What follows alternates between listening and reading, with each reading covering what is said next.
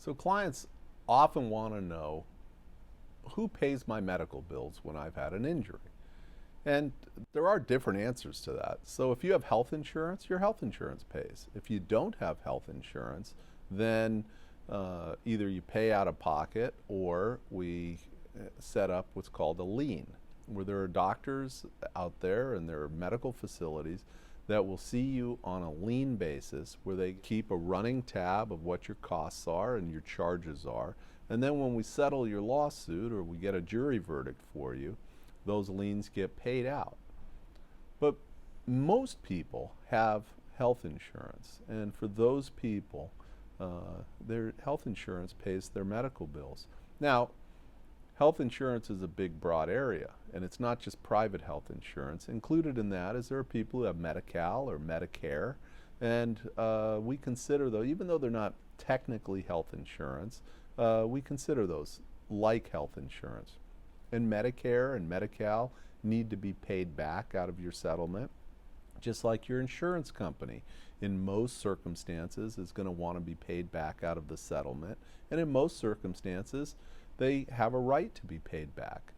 Now, the good news is that when you pay back an insurance company typically, or Medi-Cal or Medicare, there's a formula or negotiation, because there's a recognition that if in your lawsuit you've paid an attorney money to go and recoup those monies, to recover the amount of the medical bills, then the medical insurance companies or Medi-Cal or Medicare should have to pay their fair share in attorney's fees. So for example, if you have $10,000 in medical bills and you've paid the attorney a 40% contingency fee, well, when you recoup those monies, that $10,000 for your past medical bills from the person who hurt you, really you've paid your attorney $4,000 of that money under that hypothetical. So the idea is that rather than paying back $10,000, you might only have to pay back to your insurance company $6,000. That way, your insurance company doesn't get an unfair advantage or gain, and you don't get unfairly taken advantage of by having to pay an attorney and pay back the full amount of those medical bills that were paid by the insurance company. So that's a simplification of a complicated process. But I really encourage you, if you have questions about medical bills and what are your rights and how they get paid back, call us, talk to us about it. We're happy to help explain it to you and help you understand it.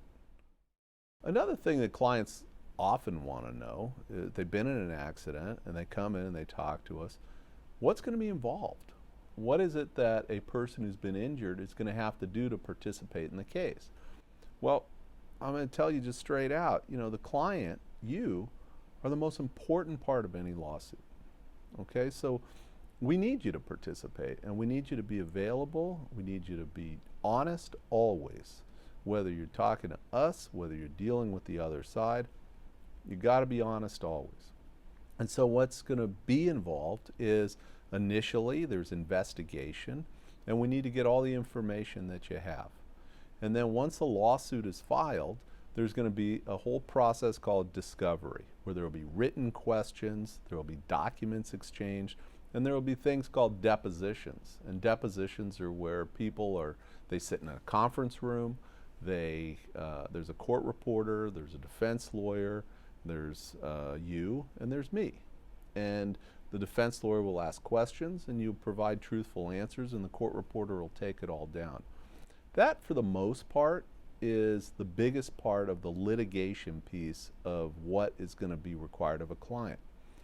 But probably the most important thing that's going to be required of the client is follow up with your medical care. Don't give up. It's a very frustrating process when you have an injury that's lingering and it's going on, and it seems like medical care may not be helping as much.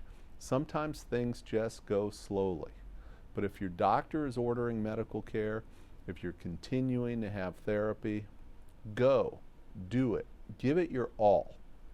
What you find, and what we find over the years, is the people who are really clearly directed towards trying to get better, towards trying to stay a little bit more active, trying to stay mobile, and who follow their doctor's orders and follow the treatment plan that's been put in place, the most important thing is those people really tend to do better.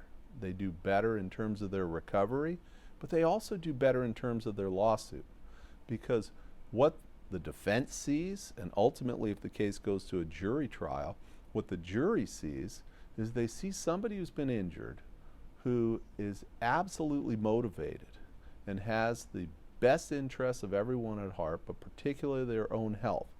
They're motivated to get better, and they're motivated to do everything they can to get better.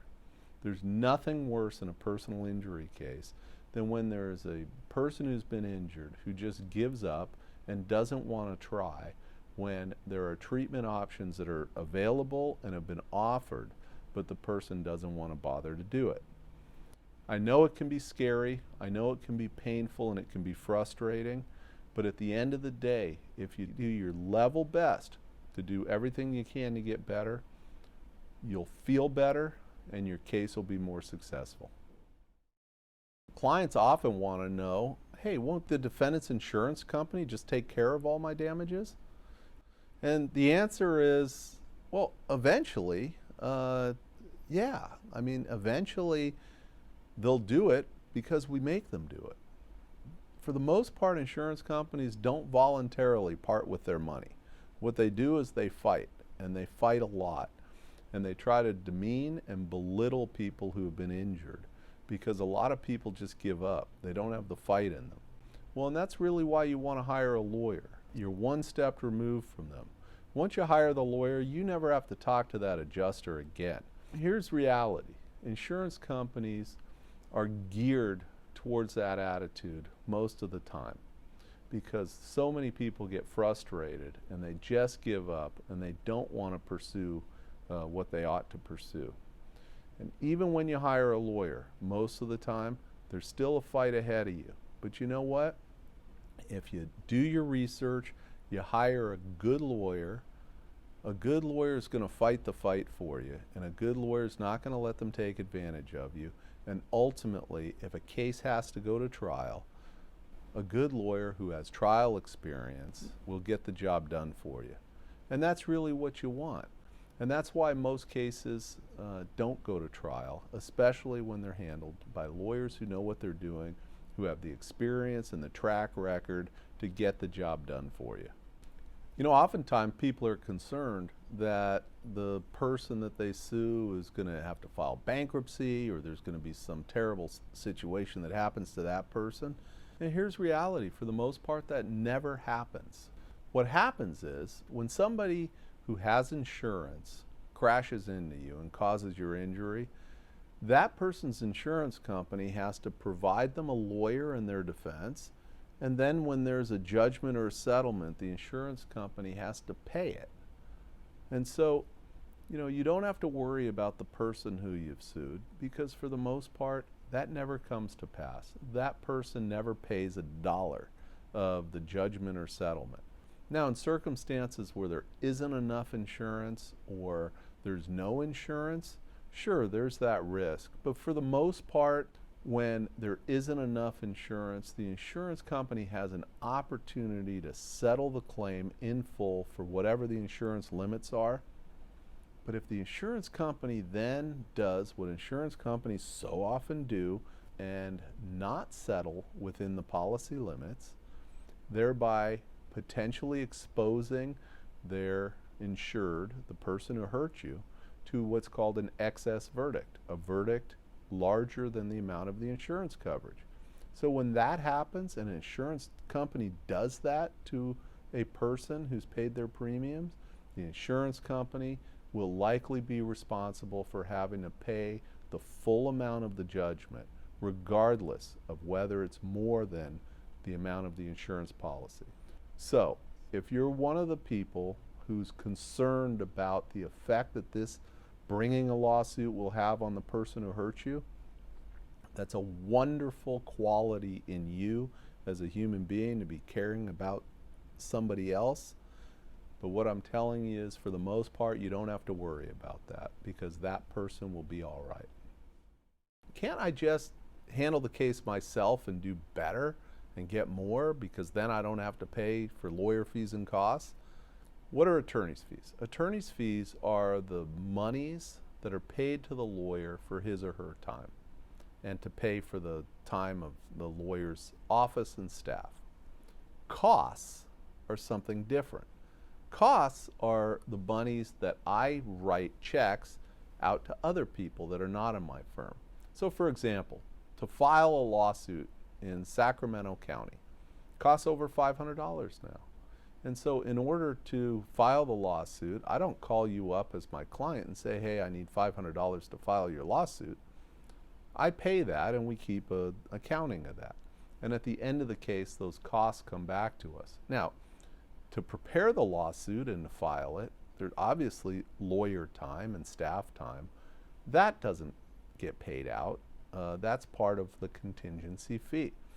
So when you hire our firm and there's a contingency fee, that covers all of my time and my staff's time and our overhead and our rent and everything that goes to running a law practice. So the costs are monies that are paid to people having nothing to do with your firm, paying for the filing of the lawsuit, paying expert witnesses, paying an investigator to go out, do witness statements, take photographs, all of that other work that gets done. Those are costs. Then we have our fees, which are the contingency fee. And the great thing about a contingency fee is, if the case doesn't work out, you don't owe anything. And if the case does work out, you pay a percentage. And the other great thing is, because it's a percentage basis, lawyers aren't motivated to just generate work. We're motivated to efficiently generate as large a settlement or jury verdict as we can get you. And we're all on the same page there, because the more we get you, the more we earn. And so when you're hiring lawyers on a contingency fee, we're pretty much all charged the same contingency fee. Almost all of us charge the exact same fee. So if you're going to pay the same fee, don't you want to make sure that you get the best bang for your buck and you hire the best that you can find? There are all different kinds of lawyers out there. There are a whole bunch of people who are in the profession to settle as many cases as they can and to do it early. And there are those of us who are committed to working on your case and trying to put our best foot forward always, so that we can try to maximize what we recover for you. Now I want to talk to you about one of the things is my least favorite part of what I do, and that's having to tell people I can't help them. You know, every day we're fortunate enough that our phone rings and people are calling us trying to get us to help with their case. They want us to represent them. They want us to investigate what's going on. And in fact, there are lawyers from all over the state that send me cases because they think they have cases that perhaps we can take on and help with. Here's the problem with that. We have a firm that is set up with a certain number of people, and we only take on a certain number of cases. And we are committed to just taking on cases that we know we can do justice on. Every single case that we take on as if it's a case that we're willing to take to trial. And we're committed to that. And we put in a lot of time and energy on that. And the reason why this is such a difficult thing is there are so many people with real injuries that have real problems that we're just not able to help, because we need to know that we've got the time and the energy in the firm to be able to help those people who we commit to help. And please remember this, if you ever contact us and we tell you that we can't help you, that doesn't mean you don't have a case. That just means that we're not able to help you with the case. But there are a lot of lawyers out there. And I mean it sincerely when I say that if you feel that you have a legitimate case and you've been injured, I encourage you to call other lawyers. Never take the opinion of one or two lawyers that they're not willing to help you on your case, because there are all kinds of reasons why lawyers can't get involved in cases. Keep looking, keep pursuing, and eventually you'll likely find somebody who's willing to take a look.